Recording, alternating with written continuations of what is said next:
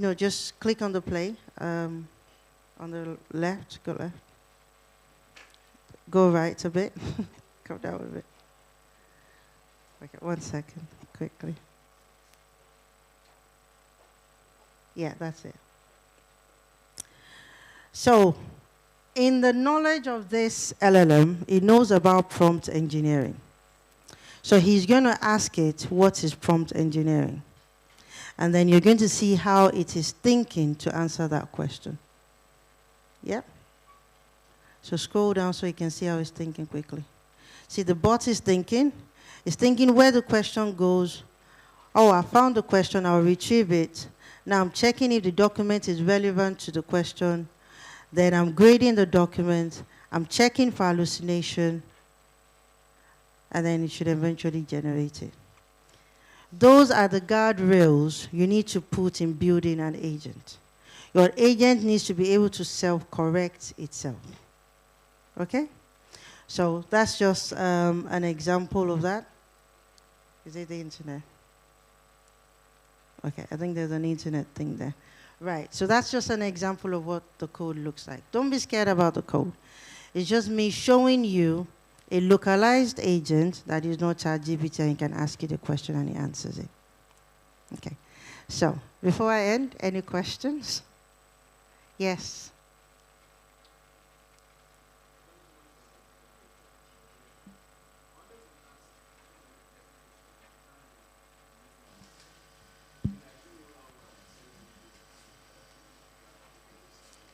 Not properly, sorry. They'll give you a microphone now.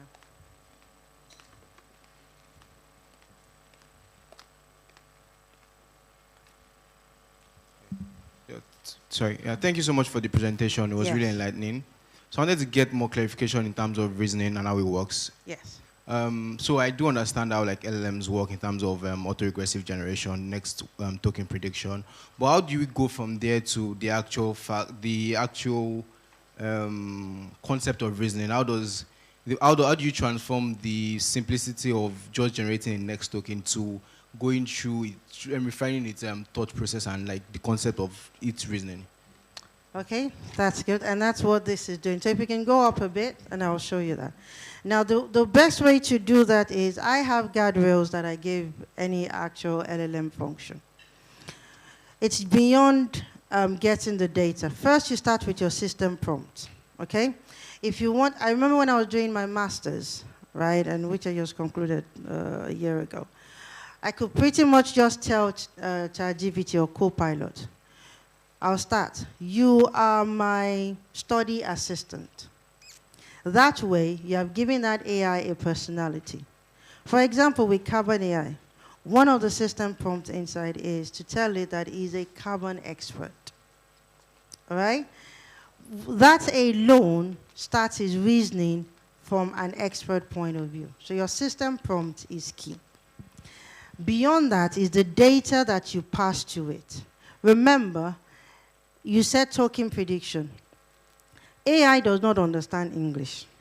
What it understands is the mathematical representation of those words, which are the tokens or the embeddings. Yeah? The data you pass to it must be clean enough and contextually relevant enough. Okay? Once you pass that data to it, the next thing you can do is have another LLM judge the data that it has gotten from itself. So you have another LLM. You are a document grader. Grade this document, right? And check if it is relevant to the original question.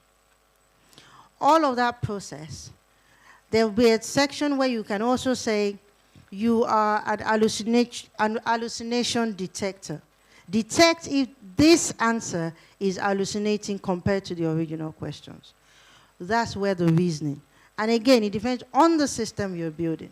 There are different layers, okay? There is such thing as over-reasoning, so be careful. But these guardrails, and using multiple LLM system prompts to check itself, would help in the total reasoning of it. And that's why agents came about.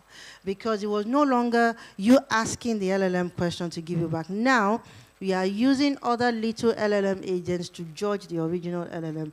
And so it's in an agentic framework. Autonomously, they are cross-checking themselves, self-correcting, reasoning to give you the answer. Does that answer your question?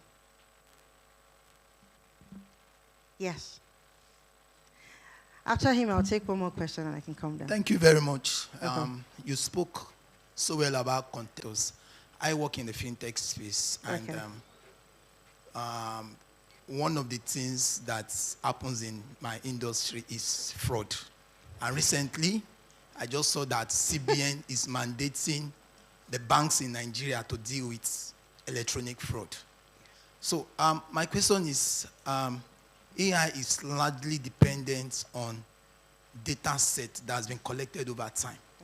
And access to data is a big problem in Nigeria. I want to solve energy problem in Nigeria. I want to know how grids break down. What are the signs?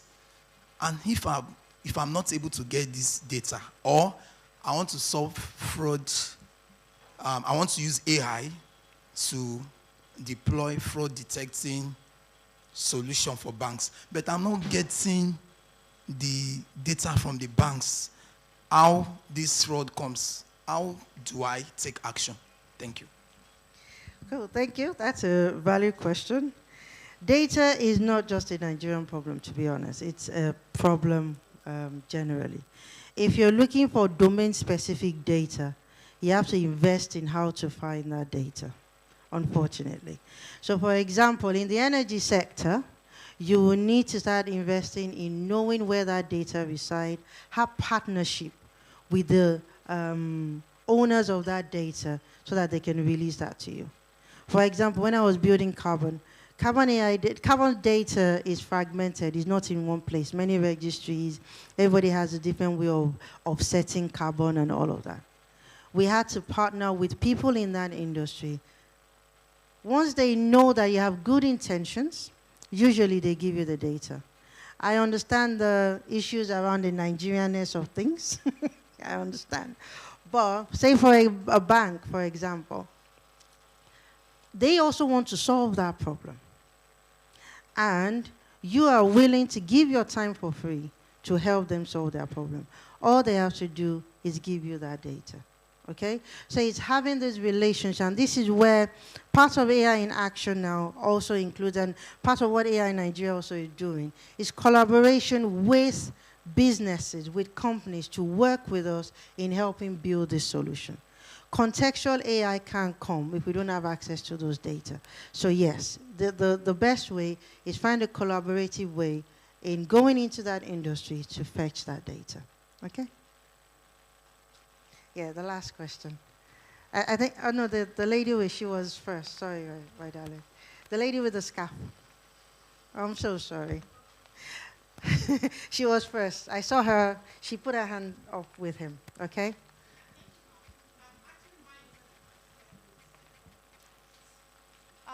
The mic. Okay, sorry. Mine isn't a question, a form of request. Yeah. And thanks for the presentations. Was very, very thought-provoking. Please, can we have access to this, your slide, so that we could actually see it and try to refresh what you just presented to us? Oh, yes, of and course. that goes for, because for this opening presentation to be this good, I'm very sure others will be like that. So I don't mind. I'm just saying it's like asking before others present, so that at least we have access to these materials. Even when we are not here, we could actually go over it. Thank you. Okay, that's a very good question. Yes, if you're registered, I did say that. We'll email you the slides from all the speakers as well. Okay? We'll be emailing you. All right, because you keep saying please. Last question. Thank you so much, ma'am, for the teaching. I'm not a technical person, but I was able to follow the flow. Oh, I'm glad. So, in the AI space, I'm finding my faith in the responsible use of AI, ethics, and governance. I like that. And also in in ethics, we talk about fairness, getting to everybody. And I'm thinking, is there a possibility that AI can be built that doesn't need an access to a data to run? For instance, I'm building an AI solution for secondary school currently, and I'm thinking some of the schools does not, even though like government schools, for instance, they might have this system donated to them and some things to practice with, or AI tools that they don't necessarily need data to work on, but can be updated maybe monthly or something. So is there a possibility of that in building and everything? Yeah. Okay, that's a tricky question. The easiest answer is there is no AI without data. However, there's something in data science where you can manipulate data on existing data, even if it's from another domain. So you can at some point, because you're talking about education, right? Education is quite universal. If those schools don't have that data, you can fetch the data from somewhere else, right? Yes? Okay, I don't mean data for training. I mean like internet access to work. Oh, internet Yes, access. Oh, yes. internet data. I'm sorry. Okay, I'll get used to that. Okay, internet data. Oh, yes. There's something called Edge AI, which is where you have a localized LLM. One of the speakers is going to show you how that works. We're talking, so it's going to demonstrate what localized AI is. So it's using your own AI that is local to your system, does not require any internet access. And that's where we need to be going in this part of the world. Because Edge AI and federated learning is the best way we can achieve any usefulness from AI. And that's because we have, I'll use your word, internet data issues, right? Now, with those two technologies in artificial intelligence, you don't need internet access. You just need to start building systems that are running localized LLMs, and then you can also train that LLM locally as well. So, for example, if you have, take the school you mentioned, you have a local LLM, and the students are using it to study, and it's giving them feedback. You can also get that feedback locally from that system, pass it to that LLM to train that LLM on how it can make them better. All of this without needing an internet. So you passing that data back to the localized LLM is what is called federated learning, right? Because you are teaching the AI, the local AI is learning from its environment and the data around it. And all of that, you don't need internet access. So yes, it is possible. Okay? All right, let's end because we have a lot to achieve, and I don't want it to. There's a very interesting panel coming up next. Like I said, a lot of people have other presentations that you'll be looking forward to hear. So thank you so much, and thank you for your time, and I'm glad to see you all.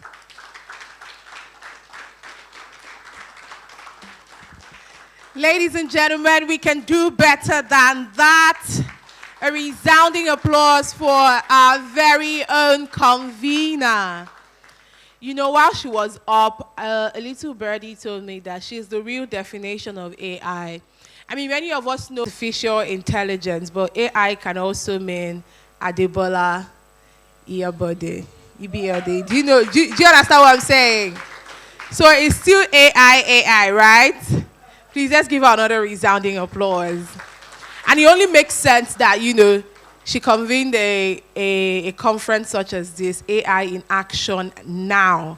I mean, you would have just thought they would have put a full stop, AI in action, after action, full stop. But no, AI in action. AI in action. And you know, one of the things she mentioned, and I like the consistency for me, is that we can't keep talking about the future of AI. We have to actually take steps. We need to take action for us to see the future that we want.